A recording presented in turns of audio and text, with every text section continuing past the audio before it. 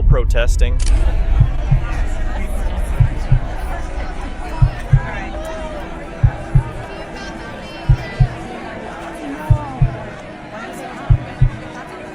Anna Kendrick throwing shade. Anna, what does it mean to be working with Blake again? Oh, we're talking about you. Her co-stars avoiding her.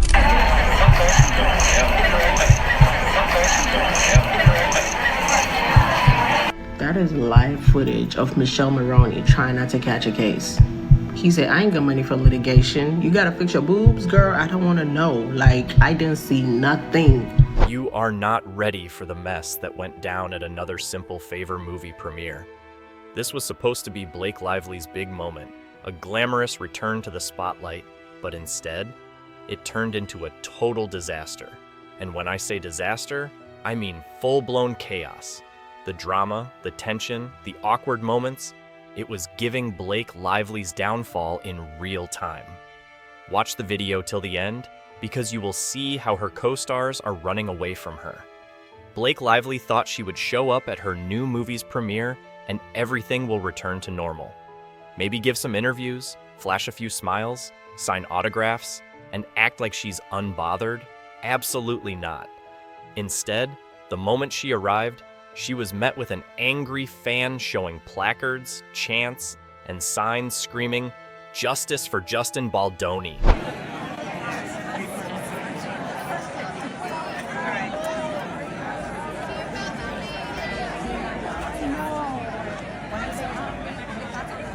Imagine stepping out of your car, expecting cheers and cameras, and instead, all you see is people calling you a liar. And listen, she tried to act like it didn't bother her. She really did. She walked in, smiled for the cameras, and pretended like it was just another red carpet event. But let's be real, she was shaking. And if you need more proof, just look at how she handled the press. 0 interviews, not one. I did see Anna Kendrick chatting to media, but as of the time that I'm making this video, I have not seen a single interview with Blake Zilla from the premiere. And this is Blake we're talking about. The woman loves a good chat, but not this time. Nope. She knew that the moment she opened her mouth, someone was going to ask about the lawsuit, about Justin, about the accusations, and she wasn't about to let that happen. So she played it safe and said nothing. But silence wasn't enough to save her.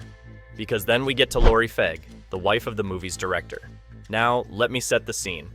Lori is standing behind the barricades with the fans, holding up her phone, pretending like she's just some regular person excited to see Blake. And then, out of everyone in the crowd, Blake walks right up to her, takes a selfie, and suddenly, Lori is like, "I'm just a huge fan." Girl, what? She was probably so focused on Paul Feig's wife, you know, her #1 fan. Well, thank you for the cue, because that's where I really wanted to talk and get your thoughts on, because yeah, you saw her across. You were saying you thought she genuinely was a fan. You didn't know it was Paul Feig, the director's wife. How stupid is this? Lori is literally married to the director. She could meet Blake anytime.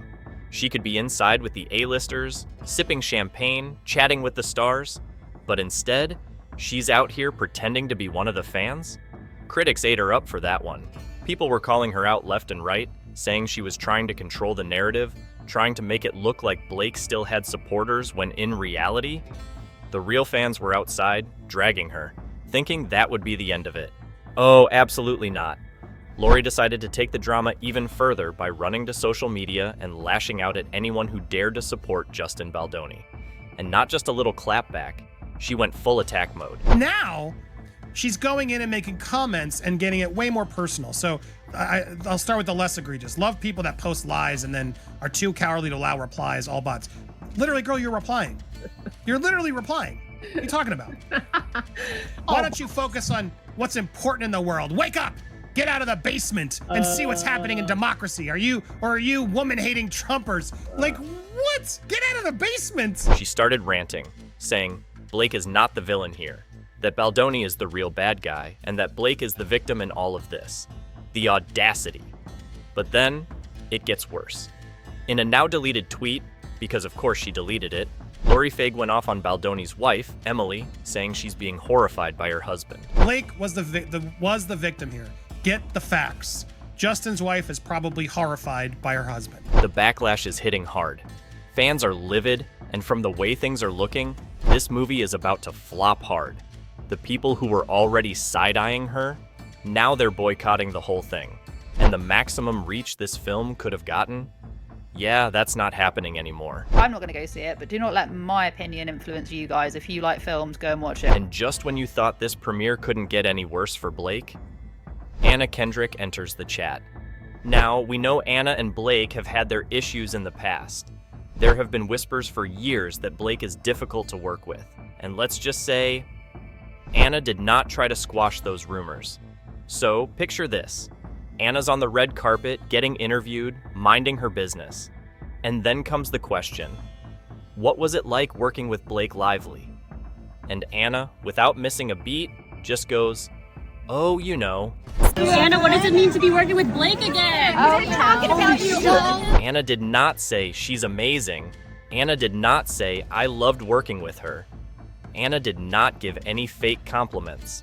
Just a dry, oh, you know. That was not a casual answer. That was an intentional answer. That was Anna saying everything without saying anything. She knew what she was doing. And the fans? They caught it immediately. Social media went crazy. People were analyzing every little pause, every facial expression, every moment of awkwardness. And trust me, there was plenty of awkwardness. Then came the welcoming speech. Blake is on stage talking about filming in Capri, reminiscing about the experience. And Anna? She's standing right next to her, head down, barely looking at her, barely engaging. At one point, she glances up for 1 second, then looks right back down. Honestly, so Paul, we really wanted to make this second movie, and I was like, Paul, he wanted to shoot in Capri, and I was like, that sounds amazing, but it's very expensive, and let's just, shoot in Connecticut. That's where the first one took place. I didn't understand why it needed to be Capri, and now I want to live there. I love it so much. They serve you ice cream and lemons, and it's just magical. They sell hats. That crazy, beautiful hat was just a hat in a store. Humans buy that. Anna looked like she wanted to run away. Fans noticed. People were commenting that Anna clearly wanted to be anywhere but there. And honestly, I believe it. And then came Michelle Maroney. Oh, this was so bad. They're standing together doing their little red carpet moment when Blake suddenly starts adjusting her dress. She looks down, fixes the top, and allegedly makes some joke about her braless dress. And Maroney? He completely freezes. The man looked terrified. He quickly turned his head and started playing with his hair. Anything to avoid getting caught up in this mess.